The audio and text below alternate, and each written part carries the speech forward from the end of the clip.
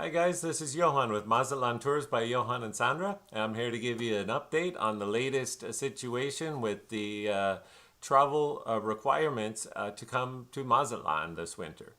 There's been a few developments over the past month that apply largely to Canadians and Americans that I'll be going over with you, and also to give you just an update of what to expect when you come to Mazatlan. So right now, Mazatlan is open. It's been open now since June.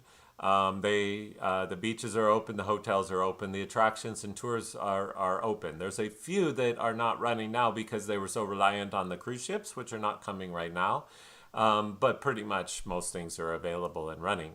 So you'll be able, any of those tours that you see on our website, you'll be able to do those. Airport transportation is running. Everything's pretty much running as normal. The only difference is that the protocols are in place for social distancing, so you'll have a lower capacity than what maybe you were used to before, so to help you social distance and stay safe. And when you get to Mazatlan, they'll ask you to wear a mask in public spaces. Now, not on the beach, at the pool, in your hotel room, or anything like that. Not while you're eating dinner. If you're, for example, if you're going to go to the airport, wear a mask. If you're going to be on a bus or go in a taxi, or you're going to go to the grocery store or, inside of shops, things like that. When you're out and about around other people, just like at home, they ask you to wear a mask. If you are sitting at, going and sitting and having dinner with your family, you don't need to wear a mask. And you're not going to have that tan line on your face because you had to wear it at the beach. Nothing that extreme. But you need to do it just when you're around too close to other people that are not your family, your immediate family. Same protocols as at home. So you'll be able to do pretty much everything you want to do in Mazatlan, so that's really good news. It wasn't like that this summer, so we're really happy that it's like that now. Everybody is happy. There's a lot of people in Mazatlan right now, so it's even though it has gotten a little bit challenging now for Canadians in particular because they've canceled the flights out of Canada until the end of April. So your direct Canadian flights are not flying right now. However, if you want to come to Mazatlan, you still can. You just have to go one stop through the United States or somewhere else, but probably, or through Mexico City or, one stop basically. You need to, for example, you probably fly maybe through Dallas or through LA, something like that, and in order to get to Mazatlan. The other thing that's happened lately that wasn't in place before is that both the US and Canada now have put into place a testing requirement. Now, what is that? That means for Americans, before you come back into the United States, from anywhere, not just from Mexico, but from anywhere outside the United States, you will need to show to get on your airplane a negative COVID test. Sounds like a pain and you don't want to deal with it, but really it's not a big deal. It's just one of those hoops, that we need to go through nowadays to travel and have a good time. But it's really more of a formality than anything to think is, like a big deal that you need to take huge consideration of, and I'll tell you why. Every hotel right now is major hotel are all doing this testing right inside the hotel. So you go on your vacation, have a good time. Before you leave, you see the doctor there at the hotel, and of course they tell you, they make an appointment for you, they show you where to do that. And it literally takes 30 seconds to take this test. It's a nasal swab, no needles, nothing like that. And you, within 30 minutes, maybe even 10 minutes, you already have in your email, you have your test results. And you just show them on your phone when you get to the airport. And they take it just like you do with your ticket. And they'll collect it along with your ticket. And that's it. And then you get on the airplane and go home. The only a lot of the hotels right now are also doing it for free, so you don't even have to worry about the cost. Some of the smaller hotels and some of probably most of the like Airbnbs, the private place, the villas and things like that, they all are going to have this information for you as far as how you can get those tests. And usually how it works is they'll have a number to an English speaking doctor who's going to come to your house and make an appointment with you, come to your house a couple of days before you go off to the airport, and they're gonna take your nasal swab, and within half an hour you'll have your results. So very easy. These are right now. It depends exactly where you are, which place you use, but pretty much it's what I've seen is around $25 typically, just to give you a rough idea. I've seen it as low as $12.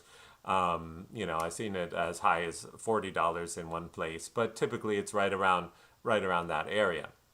And thankfully for all of us, Mexican peso is very good exchange rate right now to the U.S. dollar. So it makes it quite cheap. It's cheaper than in the U.S. And just remember, this is the antigen test, right? And that's all you need to go back to the U.S. You don't need a PCR test, which is the one that takes a little longer, like 24 hours to get your results, and it costs more. It costs maybe, I don't know, right now it's running around $60 to $100, something in that area. It'll depend exactly who you use and whatever, how much they'll charge you. It could be a little more than that even. It just depends. So call your... if you're Canadian, you'll need to do the PCR test, however, but that's also done at the hotels, everything else. The only difference is probably it's not going to be free. They'll probably subsidize the cost if you're at a hotel, but it won't be free.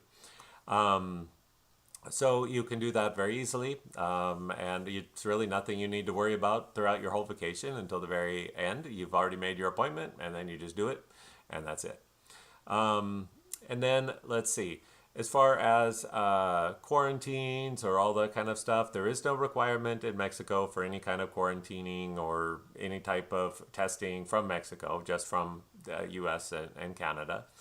They have these requirements. But for U.S., the CDC is recommending that you stay at home for about a week when you get back to be able to just keep your social distance and not take any risks of spreading anything around. Now, of course, with the testing, that's less critical than it was before because now at least like right before you got on that airplane, everything was fine and everything's so under control in the airplane and everything. Nobody's really getting things on airplanes. It's just being, but in the airport or something, you never know. So you just, when you're in those places, everybody's wearing their masks and it's going quite well.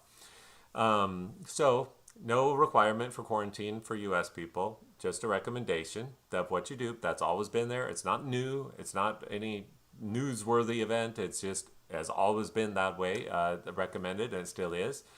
It's also recommended if you want to take a test, an additional test in the U.S. Before or after your trip.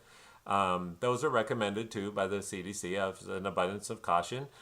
You can do these tests for free in almost every case. It's just do it a few days before your trip so that you has time to get those free results back to you. But it's usually free to do it in the U.S. You can do it at CVS, Walgreens. There's tons of drive-through places and whatever in your local communities.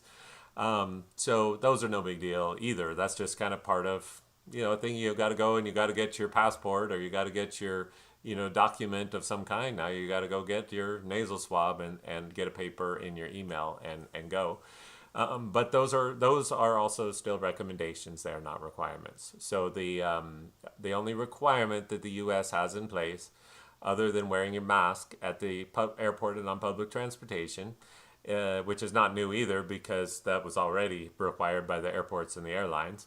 The only new requirement is that you need to take this antigen test before you come back to the United States. That is free in a lot of cases or low cost in other cases, and usually right there at your hotel or a home visit by a doctor if you're at an Airbnb, something like that.